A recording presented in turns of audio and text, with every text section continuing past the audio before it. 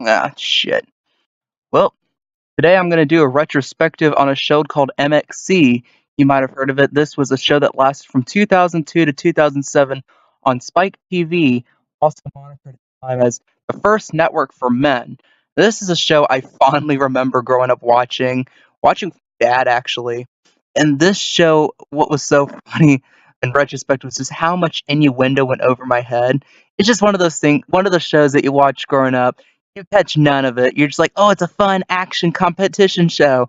And then, like, the real subtlety of it just runs over your head. It's just really hilarious to look at those in retrospect. And like I said, this is on Spike TV.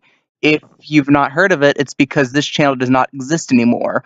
What is used to be known as Spike TV is now known as the Paramount Network, which basically is just a syndication farm for 2.5 men reruns are rescue. So, first off, what this show was distinctive for was the use of two hosts, Vic Romano and Kenny Blankenship. However, this is not their real names. As you might have known, this show is actually just simply a dub. However, this was not a straight dub because the competition that dubbed from this was called Takeshi's Castle. This was a Japanese show that lasted from 1986 to 1989, hence how a lot of the images and photographies look a bit dated, like a bit not sharp. But and what basically the US version did is it would take it, completely redub all the voices, remove all the audio. Well, removing all the audio completely was a legal thing, so all the sound effects you hear were added in studio by Spike TV, not by the Tokyo broadcasting system, which actually still co-owned the rights to the show. Part of the deal in order to use the footage is that Tokyo Broadcasting System kind of had halvesies rights with Spike TV. But yeah, but the man on the right here, the guy in the blue, he's actually a very, very famous Japanese actor by the name of Beat Takeshi. And basically, it's hard to really describe who he is. But in short, the best way to put it is that he's the Japanese version of Charlie Sheen. Like, he could go online and see all the hilarious, like, random stuff that he has said, all his random opinions. Very notably is very against anime, which is interesting considering that's one of Japan's most well-known exports, I guess. But I digress. And he's also well known for a game called Takeshi's Challenge. Listing things that he hates video games. He wanted to create a video game that would be designed to anger video game players. I can't go into detail about this. I'm not that well versed into video games too. But John Tron did a great video about it. Basically described in all the detail you would need to know. I'm going to leave the link to that video down below. Again, in short, this was just an amazing show. I remember watching with my dad, and one gag in the show that would repeat from episode to episode was the use of the name Baba Ganoush. And one person be like, well, it was 2002, 2003, it was after 9/11, so there were a lot of Arab jokes and stuff around. Actually, this really wasn't necessarily the reason why this was used.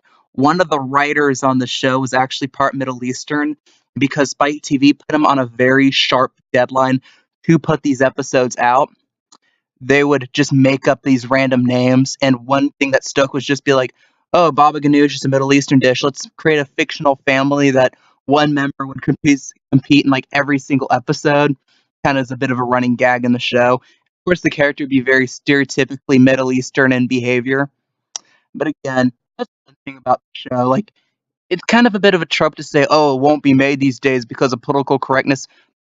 Definitely would not be able to be made, at least in the way in which it was made by Spike TV, because they did use some out there humor, some out there references. Another distinct thing about the show was it was very of its time in a way. Like I said, this show aired from 2002 to 2007, so a lot of the references were very dated now standards. Like, of course, there's a lot of George W. Bush jokes considering he was the president during that time. A lot of Donald Rumsfeld jokes, a lot of John Kerry jokes. Actually, there were two complete episodes where the competition was based on the 2004 elections. One that was like Republicans versus Democrats versus Independents. Another one that was I guess a parody of the debates between Kerry and Bush. But back to the game show, this was based on Takeshi's Castle. Very interesting concept, right? It was more of a storm the castle type game where competitors, I believe they would start with 100 each episode, would have to do a series of challenges in order to survive and advance to the next one. So if you fail one challenge, you're out of the game. And this was a notoriously hard game show. I believe in the 4 seasons they had, a combined total of only 7 people won.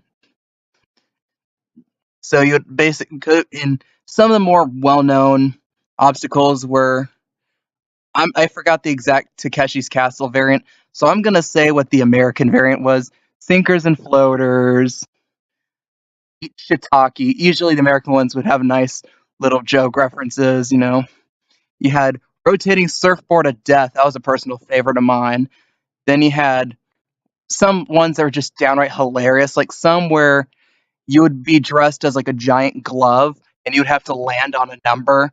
And the joke and like questions the American version would use would be like hilarious, like jokes, references, like how many plastic surgeries do you need to find a husband? And the answer would be like 10 or something.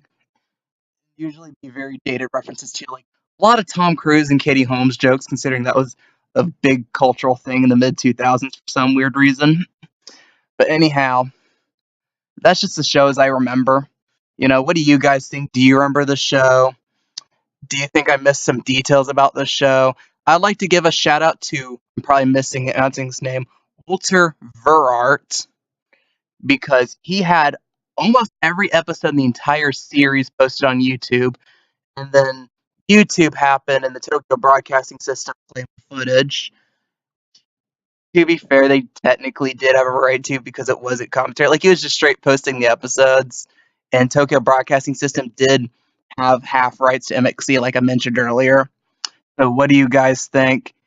Do you love the show? Do you think they should bring it back? One more note, I almost forgot. This.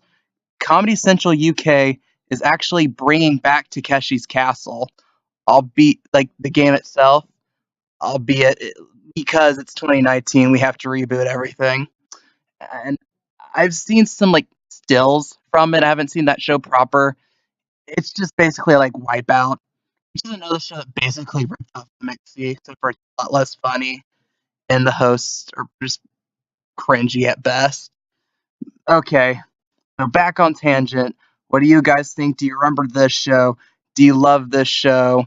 Do you want me to do more retrospectives like this? Do you like this content? Do you want more content like this? Please subscribe. Please click the notification button.